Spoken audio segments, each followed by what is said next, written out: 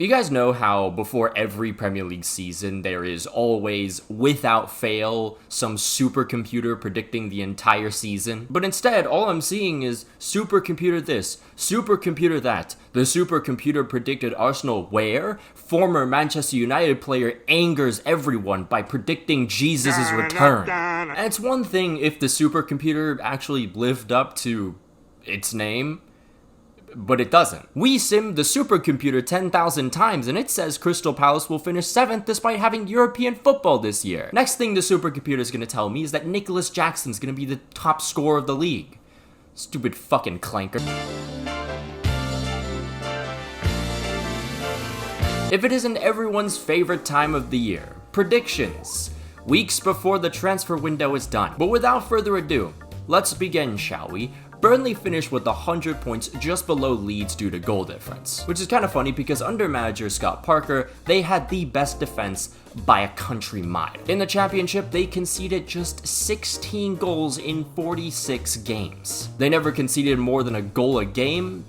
Actually just insane statistics. And there's also this one clip of them defending, and honestly the way it just looks is so funny to me. Here's the issue though. They lost a good amount of those components from their defense. Goalkeeper James Trafford is off to Manchester City, and they also lost their best defenders CJ Ian Riley to Epstein FC. However, Maxime Steve is still there, and it doesn't take just a backline to have this good of a defense. But still, that is a massive hit to Burnley's survival chances. Another is the fact that they lost their top scorer from last season. Everyone's favorite Malaysian man, Josh Brownhill, had 18 goals.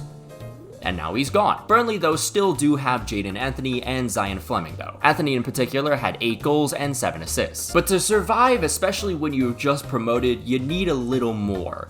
And Burnley's transfers have not really convinced me at all. Center midfielder Leslie Ugochukwu is a solid signing. Most people saw his Southampton spell as a very positive one. But Armando Broja? For 23 million? This guy averages a goal every 2 centuries. And then for 14 million, they got a winger from Lazio that scored 1 goal last season.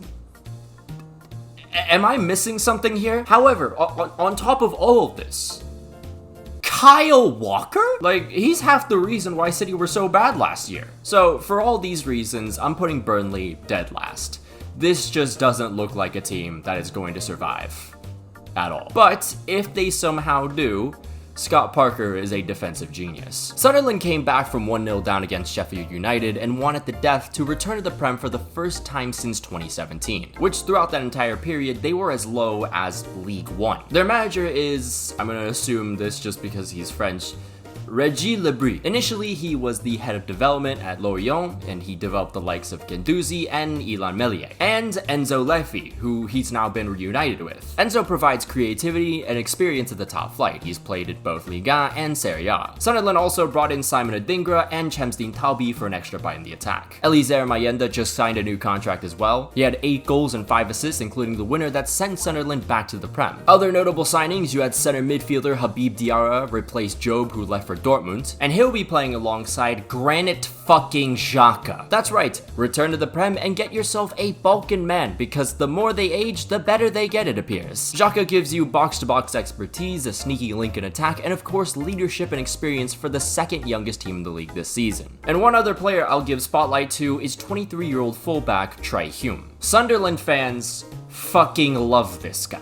In the last campaign, he was considered one of the best players of the season, and he only came in just 3 years ago for 270,000. Sunderland looked like a team that could surprise many, but the problem here is the fact that they are very young and very inexperienced. I think this season is going to be more so of a learning experience for Sunderland. I think they probably go back down, but this won't be the last time we see them. Leeds United narrowly won the league by goal difference with 100 points. Yes, we're on the other side of the coin here. Under manager Daniel Farke, they had the best attack in the league, scoring 24 more goals than second place. Their top scorer was Joel Pirot with 19 goals, but they do lose the genocide merchant, who, to be fair, did have 22 goal contributions. However, Leeds United still do have Rocket Man Dan James. 12 goals, 9 assists, plenty of Premier League experience. If this team is to stay up, it's gonna be because of Dan James. Oh, also, completely forgot they lost their fullback Junior Firpo, who had 10 assists last season, so that's going to be a bit of a hit as well. But going back to Premier League experience,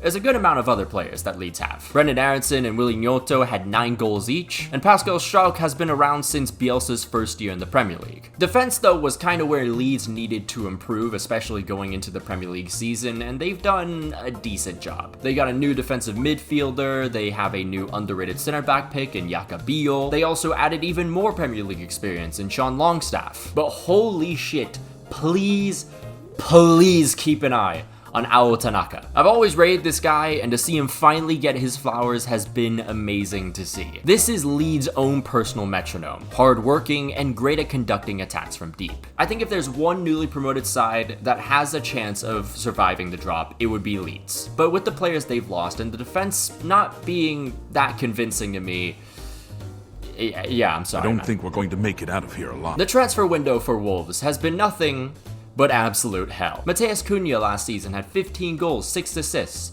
He's gone to United. Left back Ryan Ait-Nouri was great in defense and also had 7 assists.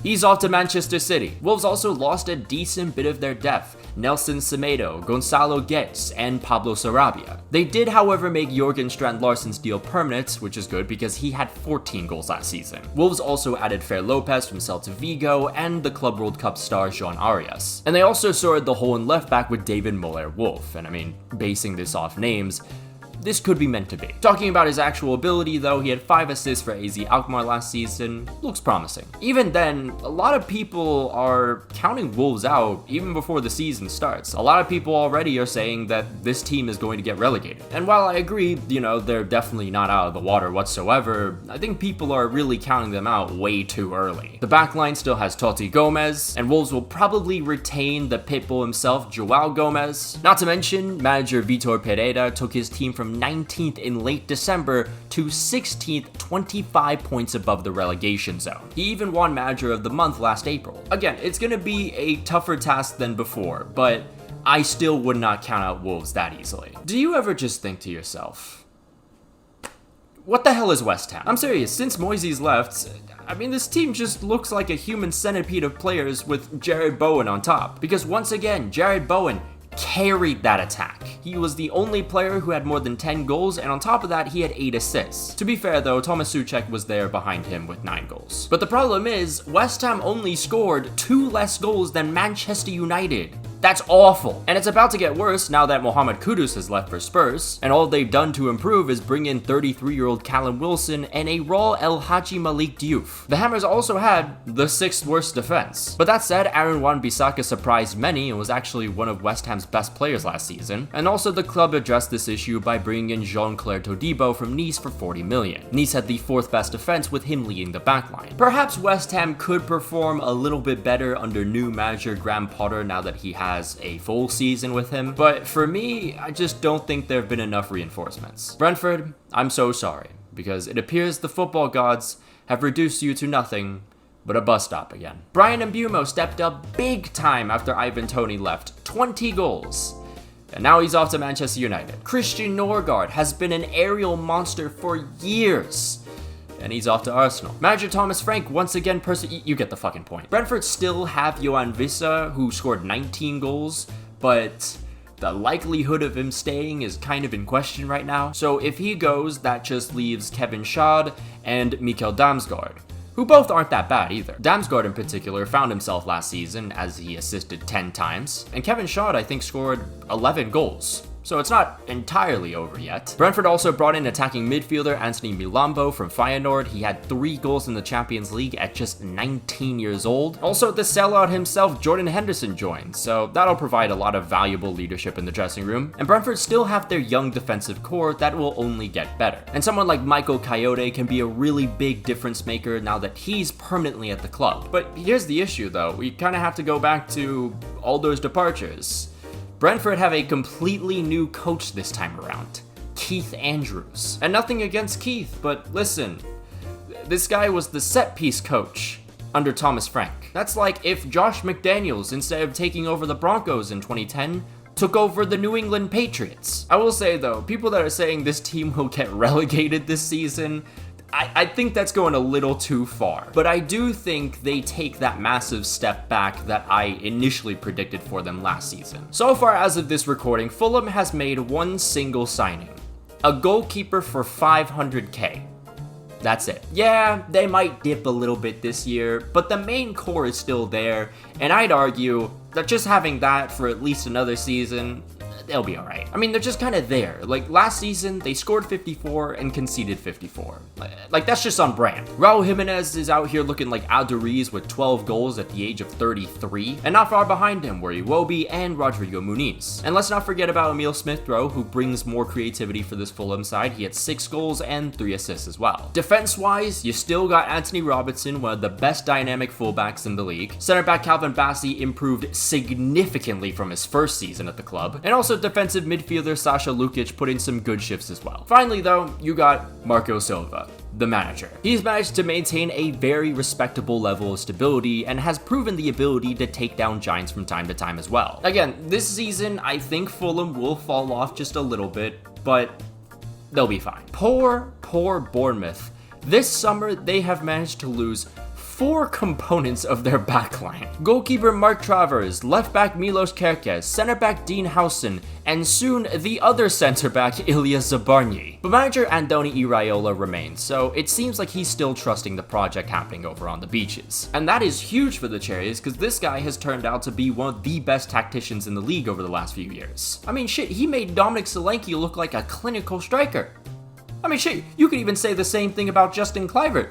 No one expected Justin Kluivert to be clinical. And speaking of him, he had 12 goals last season. There was also 2 other attackers that were fantastic. Antoine Semenyo had 11 goals, Evan Nielsen 10 goals. The defense is yet to get any reinforcements, and maybe Bournemouth is waiting, maybe Bournemouth is investing into their youth academy or their recruitment, I don't fucking know. But they did at least get a new left back in Adrien Chouffer. He's a decent replacement for Kerkez, and also he went to Bournemouth when he was a kid, so maybe it was meant to be. They also just brought in goalkeeper Georgia Petrovic, who was crucial in helping Strasbourg qualify for Europe. This season for Bournemouth is going to be like one of those down seasons for Brighton, you know? You lose a really good talent, so you kind of have to figure things out slowly. They're going to be alright, but nothing special like last season. Alright, real quick, I know this is random. Just gonna take some time to do some predictions outside the Premier League. Let's see, so Napoli are gonna clean up shop in Serie A this season. Olivier Giroud is back at Lille, and I think he's gonna be in the top 5 for top scorers in Liga this season. And this month, your credit card information will be stolen and used to buy 800 shares of War of the Worlds coin. Now, these are just predictions, but predictions can come true. Worried? Worry no longer, because Surfshark is here to help. Surfshark uses humanized privacy and security solutions to safeguard your data, meaning you can now browse the internet safely without any stress of someone stealing your personal information. This is perfect if you're needing to work on that long overdue project, but find yourself somewhere like that so-called airport in Newark. Also, I'm thinking about flying out to Japan again soon. It's an addiction, I know. There, though, all my streaming services for football are region locked. But with Surfshark, I can easily change my location to the States again and restore access to all my favorite streaming services. Thanks, Surfshark. Now I can watch Arsenal disappoint me at night and then crash out with 2 strong zeros. You're not limited to just the US, though. You can access region locked content anywhere in the world thanks to Surfshark's over 3,200 servers in over 100 different countries. So, have I got you excited now? Well, if so, you can use my link displayed on the video or in the description to get Surfshark for an extra 4 free months. And there's no risk in trying this out because Surfshark has a 30-day money-back guarantee. So use my link surfshark.com/Mac to access region-locked content anywhere in the world and keep your private information safe. And a big thank you, as always, to Surfshark for sponsoring this video. The second half of the season, merchants, the team I weirdly have a special place in my heart for. Crystal Palace. Manager Oliver Glasner was initially on fraud watch, going winless in his first 9 games. But then he got Palace up and running again and ended the season with a trophy. Jean-Philippe Mateta was a menace as always, 14 goals, corner flags were terrified everywhere. Eberechi Eze had his best season to date, 8 goals, 8 assists. The question is, will he stay this season?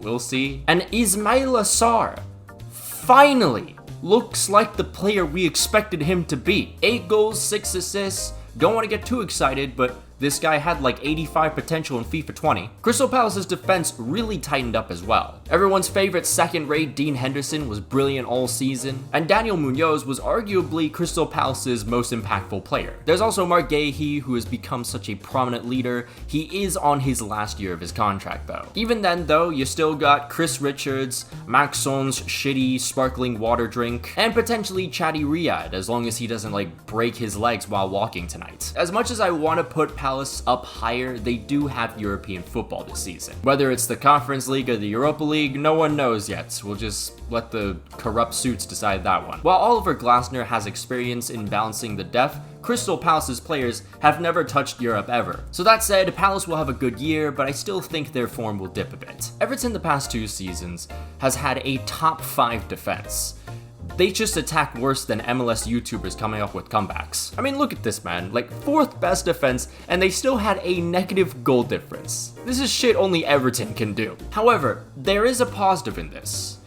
I know it sounds like bullshit, but hear me out. Once David Moyes took over the team in January, Everton scored the 11th most goals throughout the rest of the season. Iliman Ndiaye and Betso combined for 13 goals under him. And now, Everton have added onto this in this transfer window. Forward Tieno Barry was signed from Villarreal. He had 11 goals, which helped them qualify for Europe. They also brought in midfielder Kiernan Dewsbury-Hall, who can provide a more fluid connection between the defense and the attack. And that also means Abdoulaye Doucouré doesn't have to do as much work now. In the defense, as we've mentioned before, they're fantastic, and everyone still remains, including Jared Brathwaite. And with the new stadium as well, I just have a feeling that this is a new chapter for Everton. New ownership as well, completely forgot about that. I think this might be the first time we see this team in a long time actually have good performances throughout the whole season. So I'm putting them 11th for that reason. Manchester United last year finished an abysmal 15th with a subpar defense and the 5th worst attack in the entire league. The whole campaign obviously was a disaster, but then you had the Europa League final loss, which just was the cherry on top. Because manager Ruben Amorim, with Brexit Gym's ownership, will have his first whole season. And we'll just have to see how that goes. But so far, in terms of signings, it's been looking very good because the entire attack has been overhauled completely. We already mentioned 2 of them, Mateus Cunha, who scored 15 goals for Wolves, and then there was Brian Mbeumo, who scored 20 for Brentford. But finally, to complete this, up top we have Benjamin Šeško, one of the most promising strikers in the world right now. He costed about 76 million, probably another future 80 layoffs, and also there's probably a new policy that was made which sees staff not being able to eat. Because that way, with no crumbs anymore, you don't need a cleaning team. By all means, on paper, this looks like a very threatening trio, but I still think it's going to take some time before they actually really come together here. That said, you know, Bruno Fernandes will be happy to see players that are actually competent in attack, players who can actually position themselves right. No matter how bad this United side is, he's always the standout. This time around, he had 8 goals, 10 assists, probably won player of the season for like the 10th time. And when it comes to defense, this will be Lenny Yoro's 2nd season with the Red Devils, so expect him to look better. And also, Lisandro Martinez comes back, so that's good to see as well, I guess. Center midfielder Kobe Mino will hope to bounce back from a pretty underwhelming season, as will honestly a lot of others who are hoping to transform themselves under the rule of Amorim. Again, there's a lot to be excited, especially that attack, but I think it's still gonna take a bit of time. And with the rest of the team being pretty mid, I don't really think this team is ready to contend for Europe yet. Nuno Espirito Santo, we shall never doubt your abilities ever again. Listen, I get it, okay? Forrest spent like $800 gazillion over the last like 3 seasons. But I'm not taking that away from Nuno, who literally had to take all this mindless, nonsensical spending and mold it into something spectacular. Because while Forrest finished 7th last season, that is still very incredible considering they were like relegation candidates to start the season. For a good amount of the campaign, they were as high as 3rd. It was just that towards the end of the season, they're running out of gas. And like any Nuno team, this is built off the baseline of a really solid defense line. This defense in particular was top 10, with Murillo and Milinkovic creating a wonderful partnership. You also had fullbacks Ola Aina and Nico Williams contributing to such a strong presence in the back. Center midfielder Elliot Anderson, who is, by the way, only 21, was able to provide another layer of defense for this backline. And in attack, you had one of the oddest power of friendship ass trios ever to be seen. This was 2014-15 Atlanta Hawks type shit. Anthony Elanga exploded on the wings with 6 goals, 11 assists. However, he did just sign for Newcastle. Traitor! Attacking midfielder Morgan Gibbs-White was another player that was seemingly on his way out. And then he surprised everyone by signing a brand new 5-year deal, which is huge for Forest because he had 8 goals, 7 assists, and is always very eager to create attacks. And of course, up top, you had the big fucking New Zealander himself, Chris Wood. 20 goals, but he is 32, so there's no knowing if he can replicate a season like that. Luckily, Forest were proactive in this case and brought in Club World Cup star Igor Jesus. But here's the thing about these tournament players, and I should have said the same thing about Jean Arias. You gotta be careful with them. You know, Club World Cup, it's the same deal here, you know, you just can't be too hopeful. Forest also brought in Dan Ndoye from Bologna. He scored 8 times for them. That's gonna be the replacement for Elanga, but I think it might take some time for him to really feel out the Premier League. So that said, kind of like with Palace, kind of like with the other teams, I do think there's gonna be a little bit of a dip in form. Imagine winning a trophy with the manager whose catchphrase was that he always wins things in his second season.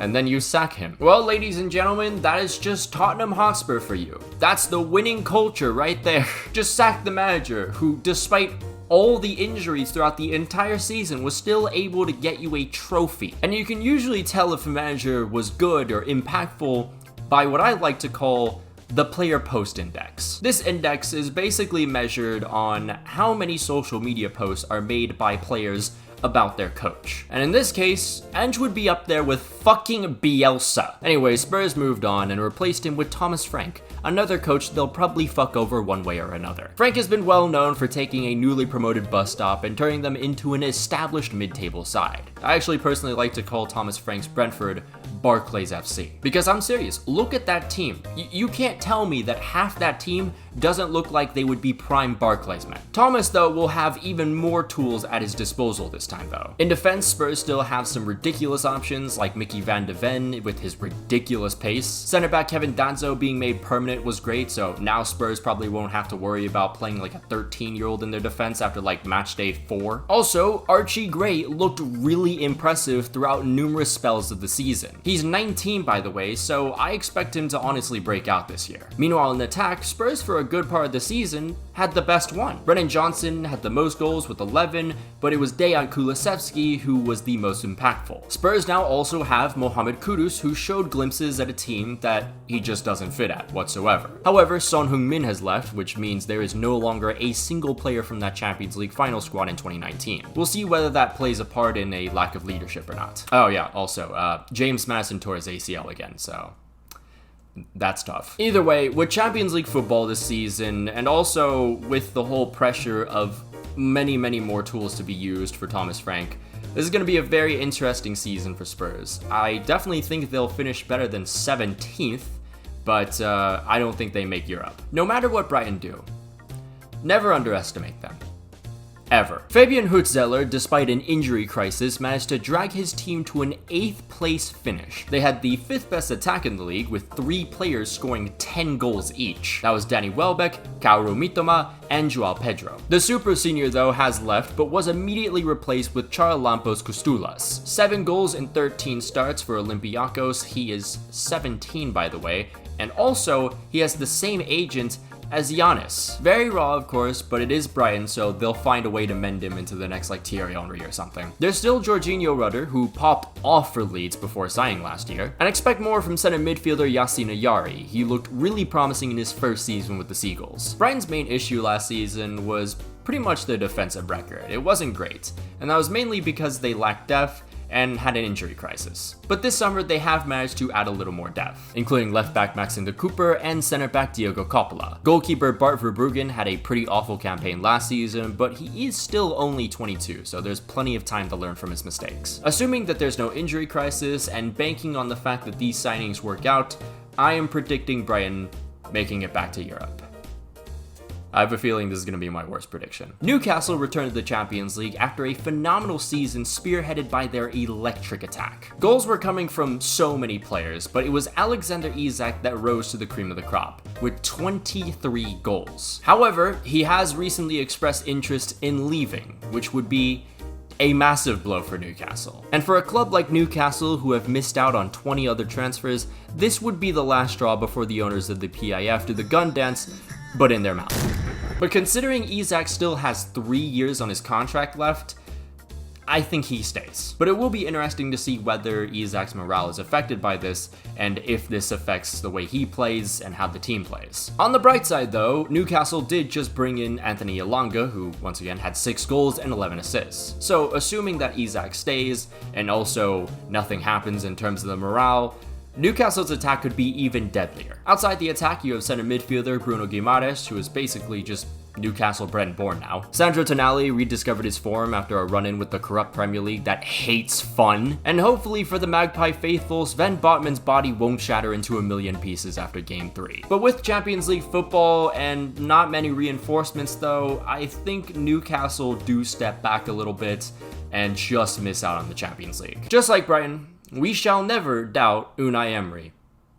Again. It is beyond a miracle that Emery has taken a team that was in 17th when he first started and has now turned them into consistent Champions League contenders. Think about it this way, villains. Jack Grealish may have left you cold, vulnerable. A single cold could have taken you out. But now, Super Jack Grealish has just been reduced to AI Robot 10 by Pep. Meanwhile, you now find yourselves better than ever under your new Basque god. In between the sticks, you got Emi Martinez.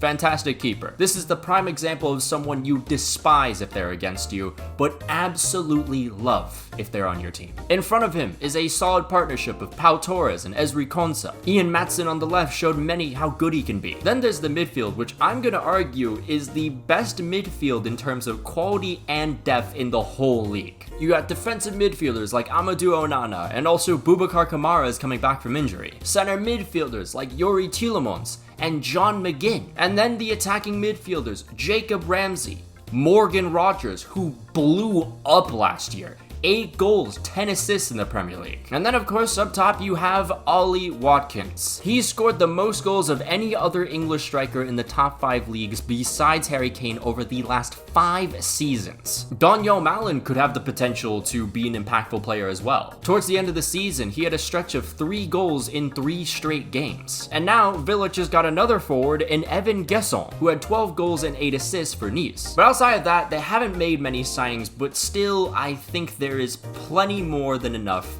to likely return to the Champions League this time around. Many hours later. Hello everyone, new day. Wasn't able to finish the recording last night, so we're doing it today. Chelsea just scratched into a Champions League spot after almost choking that shit up worse than Duke with a 9-point lead in the last 2 minutes. The Blues then put together a clinic in the Club World Cup, including a 3-0 win against PSG, all led by Cole Palmer and Donald Trump.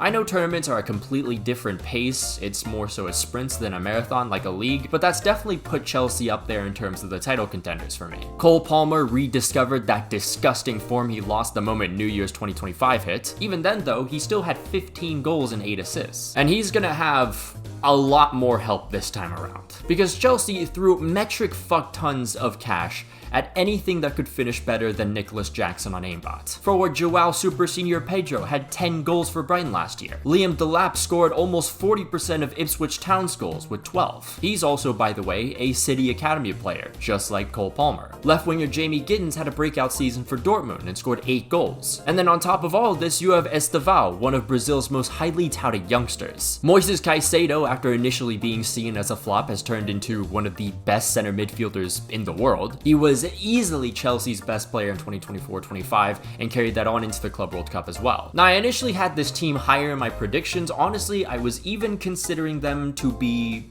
one of the favorites to win it all. But then Levi Colwill, their main center back, got injured. And it wasn't just any injury, he tore his ACL. And outside of Colwill, the other center back options, not great. For that reason, I can only see them at 4th. But believe me when I say Enzo Maresca's men are going to be even more dangerous than they were last year when they were just pretty much like surprise contenders. After years of domination, 1 year of failing to be proactive in the transfer window caused Manchester City to melt down last year. After Rodri tore his ACL, the team collapsed defensively and were as low as 5th at the end of 2024.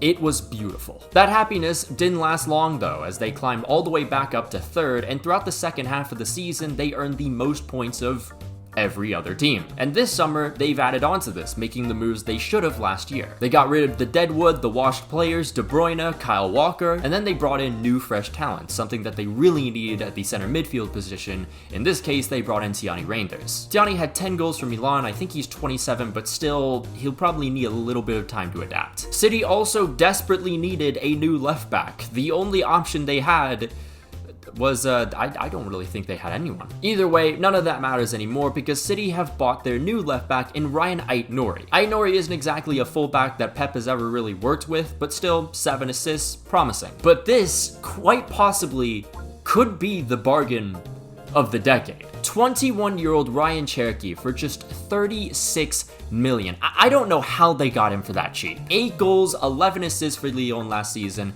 and not to mention, he's really popped off on the international stage. But Cherki is just one of many exceptional attacking talents. There's Omar Marmoush, who is coming off a 7-goal season in 14 starts after signing in January. Savinho was one of City's few bright spots during their pretty tough period, although I have heard he's linked with Spurs. Phil Foden will hope to bounce back in whatever position he decides to do that. Fellow milk drinker, the world-class striker himself, Erling Haaland, only had 22 goals. We're saying only for this guy. That was an off-season for him. And with better support now, I do think this guy will bounce back and look just as good as he was a couple seasons ago. Also not to mention, Oscar Bob, one of City's most promising talents, is coming back from injury. He didn't get to play a single minute last season as he got injured during preseason. In defense, Josko Gvardiol pretty much cemented himself as the best defender that Manchester City have. For a guy who had to cover so many areas because City's defense was just that shambolic, and to also be able to provide some goals on top of that,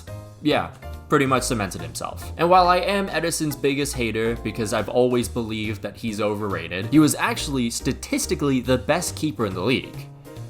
You win this round, you unhinged canvas of tattoos. Right back position though, still a little bit worrying because all there is there still is Rico Lewis, who didn't look good at all last year, and maybe Mateus Nunes? And of course, how could I forget?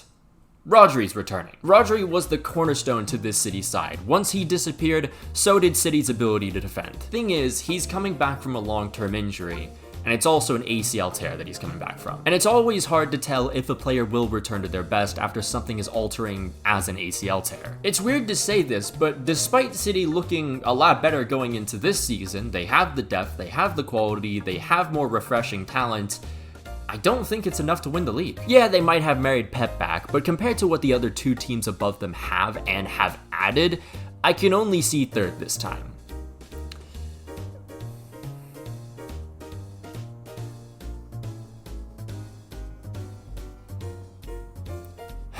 Last season, my Gunners finished runners-up for a 3rd straight time. And once again, we had many opportunities to capitalize, but it's the history of the Arsenal. The main thing that held us back was our lack of bite in attack. In fact, not one player on this team had 10 or more goals throughout the whole Premier League season. Kai Havertz was the closest with 9, but then he got injured. But even then though, having Kai Havertz up top usually shut us down because the guy isn't a number 9. Another issue, our depth.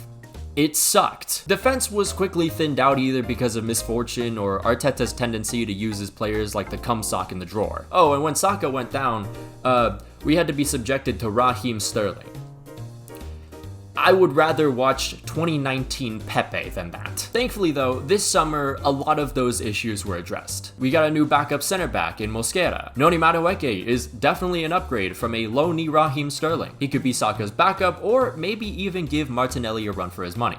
We'll see. And finally, after years of begging, Arsenal got a striker. Victor Gyökeres had 91 goals in a whole calendar year. For once, we got a talent everyone wanted, and even better, he even wanted us. But here's the thing, maybe this is my PTSD talking as well. Please don't expect too much from him, okay? He's coming from the Portuguese league. I know 91 goals, it's great, it's promising and everything, but listen, give the man some time to adapt, please. But the big thing here is at least we actually have a presence in the center. So now that we don't have to deal with double marking, triple marking on our wingers, someone like, I don't know, our star boy Bukayo Saka can thrive a little more on the wings. But this whole Gyökeres stuff has kind of overshadowed another phenomenal signing for Arsenal, and that is Martin Zubimendi. The rapist liability is gone forever, thank God. Now we have a midfielder who I think could give us a really nice flow in our attack. I mean, he and Declan Rice as a double pivot, but here's the biggest issue of them all. Not depth, not a striker position, none of that. It's Mikel Arteta. Mikel Arteta, as good of a tactician as he is annoyingly stubborn. And I fear this is going to be the detriment of this squad somewhere in the middle of the season. December, January, again, we could see it. I don't know. I don't see him changing his ways. Not to mention, while this team is great, to win the Premier League nowadays, you gotta be more than that. Yeah, so, they're doing it again. Boring. I made the mistake of doubting Arne Slot simply because I thought he was another Ten Hag.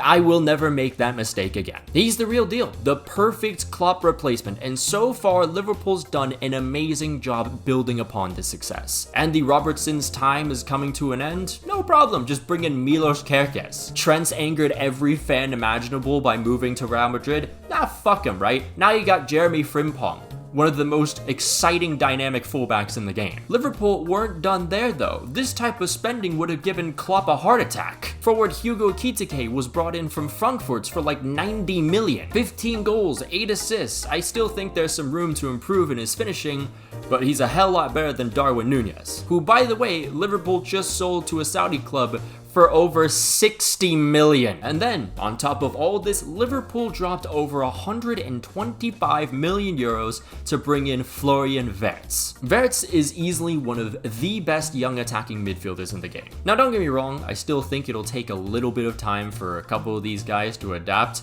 but I'm certain Arne Slot is going to turn them into monsters. By the way, haven't even mentioned the guys that have been at the club. Liverpool's current midfield is stacked with exceptional players. Gravenberch, McAllister, Szoboszlai. Mo Salah, of course, was the star of the season, as he always is. 29 goals, 18 assists, and now with more options, he won't have to do as much work, as he is like 32. I will say one thing that concerns me about this team is the defense. Virgil van Dijk is world class, but the depth behind him is pretty shallow. So if something happens to him or any other defender, things could turn bad pretty quickly. Despite this though, there is still Alisson in net. And on top of all this, Liverpool's going to be playing with even more passion, which I didn't even think possible. But this season will most definitely have everyone playing their hearts out for the late Diogo Jota. Emotions will be high, and they will be even higher when Liverpool once again lift the trophy. So those are my Premier League predictions. Here they are displayed here, you know, come back to them midway through the season so then you can comment on how bad they are. And yeah, but also leave your predictions down below. Who's gonna win the league? Who's gonna make it to the Champions League? Who's gonna be the surprise? Who could be relegated?